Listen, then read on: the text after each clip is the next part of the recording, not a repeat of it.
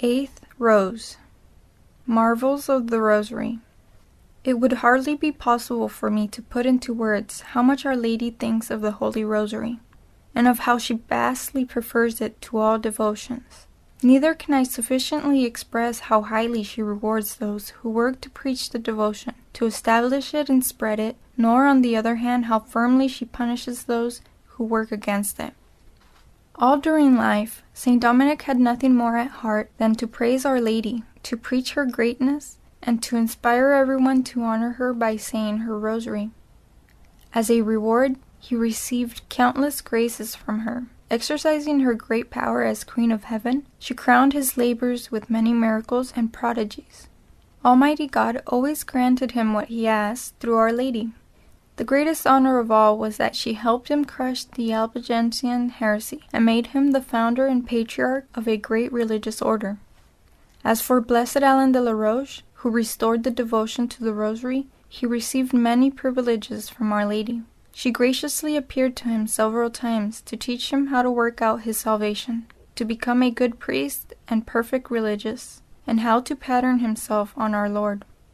He used to be horribly tempted and persecuted by devils, and then deep sadness would fall upon him, and sometimes he used to be near to despair.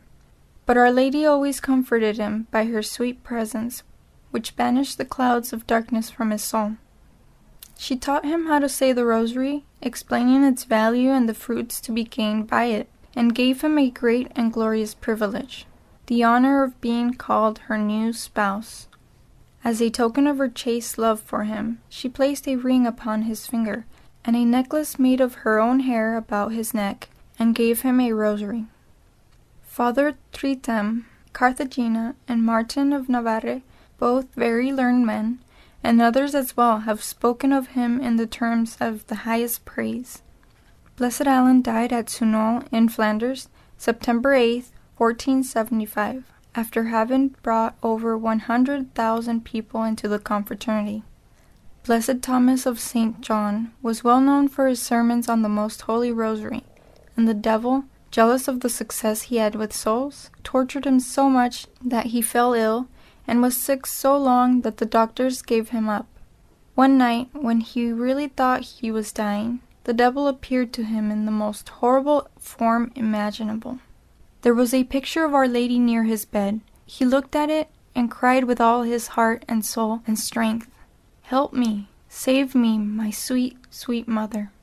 No sooner had he said this, that the picture seemed to come alive, and Our Lady put out her hand, took him by the arm, and said, "Do not be afraid, Thomas, my son. Here I am, and am going to save you. Get up now, and go on preaching my rosary, as you used to do. I promise to shield you from your enemies." When Our Lady said this, the devil fled, and Blessed Thomas got up, finding that he was in perfect health. He then thanked the Blessed Mother with tears of joy. He resumed his rosary apostolate, and his sermons were marvelously successful. Our Lady blesses not only those who preach her rosary, but she highly rewards all those who get others to say it by their example. Alphonsus, King of Leon and Galicia, very much wanted all his servants to honor the Blessed Virgin by saying the rosary, so he used to hang a large rosary on his belt, and always wore it, but unfortunately never said it himself. Nevertheless, his wearing it encouraged his courtiers to say the rosary very devoutly. One day, the king fell seriously ill, and when he was given up for dead, he found himself, in a vision, before the judgment seat of our Lord. Many devils were there accusing him of all the sins he had committed, and our Lord, as sovereign judge, was just about to condemn him to hell when Our Lady appeared to intercede for him. She called for a pair of scales and had his sins placed in one of the balances, whereas she put the rosary that he had always worn on the other scale, together with all the rosaries that had been said because of his example. It was found that the rosaries weighed more than his sins. Looking at him with great kindness, Our Lady said, "As a reward for this little honor that you paid me in wearing my rosary, I have obtained a great grace for you from my Son.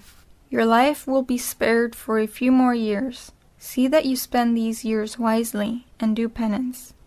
When the king regained consciousness, he cried out, Blessed be the Rosary of the Most Holy Virgin Mary, by which I have been delivered from eternal damnation." After he had recovered his health, he spent the rest of his life in spreading devotion to the Holy Rosary, and said it faithfully every day. People who love the Blessed Virgin ought to follow the example of King Alphonsus, and that of the saints whom I have mentioned, so that they too may win other souls for the confraternity of the Holy Rosary. They will then receive the great graces on earth and eternal life later on. They that explain me shall have life everlasting.